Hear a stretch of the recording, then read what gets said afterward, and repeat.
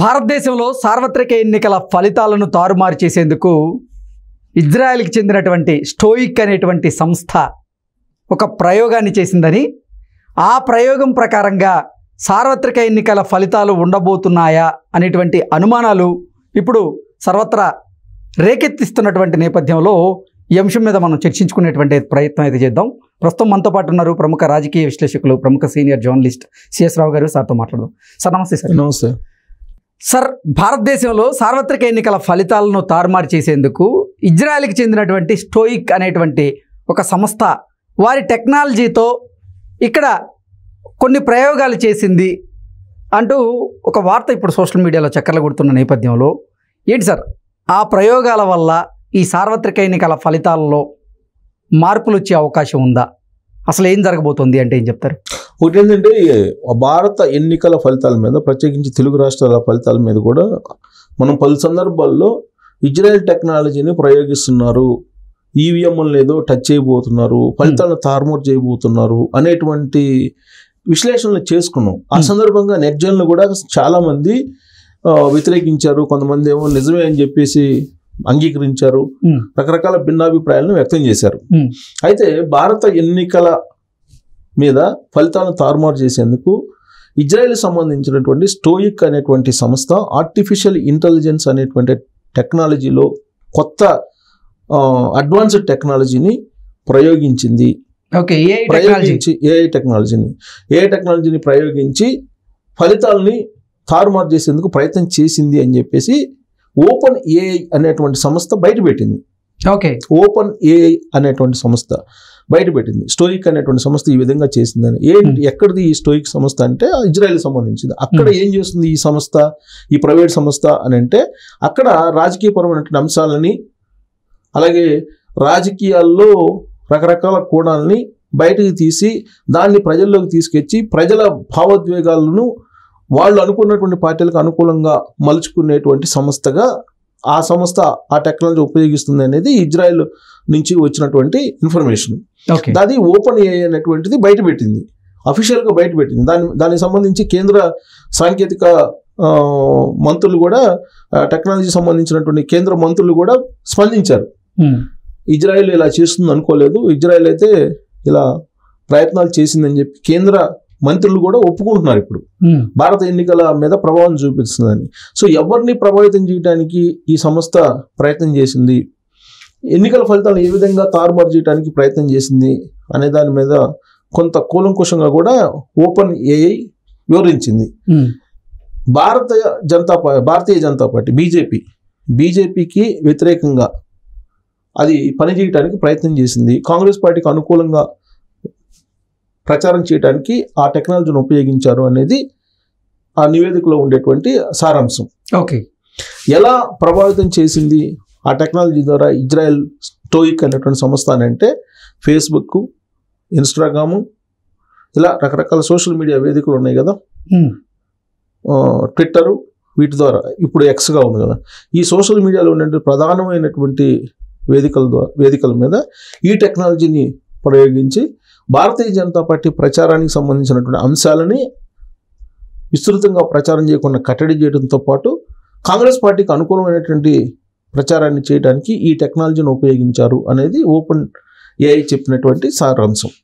So అది stoic అనేటువంటి సంస్థ ఏ విధంగా ప్రభావితం చూపించిందని, వాస్తవంగా దాన్ని artificial intelligence research organization open AI ఇది బయటపెట్టింది. స్టోయిక్ ఇజ్రాయెల్ సంబంధించినటువంటి ఒక ప్రైవేట్ సంస్థ స్టోయిక్ అనేటువంటి సంస్థ ఏ విధంగా ఇండియన్ ఎన్నికల మీద ప్రభావితం చూపించింది, ఏ విధంగా టచ్ చేసింది, తన టెక్నాలజీని ఏ విధంగా ప్రయోగించింది అనేది ఇది artificial intelligence research organization open AI అనేది బయటపెట్టింది. So open AI threat intelligence report అనే పేరుతోటి ఒక నివేదికను ఇచ్చింది. ఆ నివేదికలో ఈ అంశాలన్నింటినీ కూడా పొందుపరిచారు. సో ఇక్కడ రాజకీయ ప్రచార నిర్వహణ సంస్థ ఇది స్టోయిక్ అనేది ఇజ్రాయెల్లో. ఈ నెట్వర్క్ను ఇది మొత్తం కూడా నిర్వహించింది ఎన్నికల భారత ఫలితాల మీద అని చెప్పేసి ఓపెన్ ఏఐ ఒక రిపోర్ట్ ఇచ్చింది. దాని మీద కేంద్ర electronics and technology minister Rajeev Chandrasekhar ఈయన కూడా స్పందించారు. స్పందించి ఇజ్రాయెల్ టెక్నాలజీని ఏ విధంగా భారత ఎన్నికల ఫలితాల మీద ప్రయోగించారనేది ఆయన కూడా చెప్పారు. ఒక విదేశం భారత ఎన్నికల మీద ప్రభావితం చూపించిందంటే ఏ స్థాయిలో ఇజ్రాయెల్ టెక్నాలజీని ఈ ఎన్నికల ఫలితాల మీద ప్రయోగించారనే అనుమానాలు వస్తున్నాయి. మనం మొదటి నుంచి కూడా అనుకుంటున్నాం ఏదో చేయబోతున్నారు, ఏదో జరగబోతుంది ఇజ్రాయెల్ టెక్నాలజీని ఉపయోగించి అని చెప్పి అనుకున్నాం. ప్రత్యేకించి ఆంధ్రప్రదేశ్ ఎన్నికల మీద జగన్మోహన్ రెడ్డి లండన్ వెళ్తూ 2019 ఎన్నికల కంటే మనకి ఈసారి ఎక్కువ ఫలితాలు ఎక్కువ వచ్చే అవకాశం ఉంది, మనం భారతదేశం మొత్తం రాష్ట్రం వైపు చూసే అవకాశం ఉందని చెప్పారు. చూస్తుందని కూడా చెప్పారు. చూసి లండన్ వెళ్ళిపోయాడు అని చెప్పి అందరూ అనుకున్నారు. కానీ ఆయన దిగింది ఎక్కడ? నెదర్లాండ్స్లో దిగాడు, ఆమ్స్టర్డామ్ అక్కడ దిగాడు. అసలు అక్కడ ఎందుకు దిగాడు? ఇజ్రాయెల్ తోటి ఆయన ఏదో ఇజ్రాయెల్ టెక్నాలజీని ఏదో ఉపయోగించడానికి ప్రయత్నం చేస్తున్నాడు అనేటువంటి ఒక విస్తృతమైనటువంటి ప్రచారం సోషల్ మీడియాలో జరిగింది. అప్పుడు కొట్టిపారేశారు చాలా మంది, ఇదేదో కామెడీగా చెప్తున్నారులే, ఇన్ఫర్మేషన్ లేకుండా జస్ట్ ఊహాగానాలతో చెప్తున్నారులే అని చెప్పి.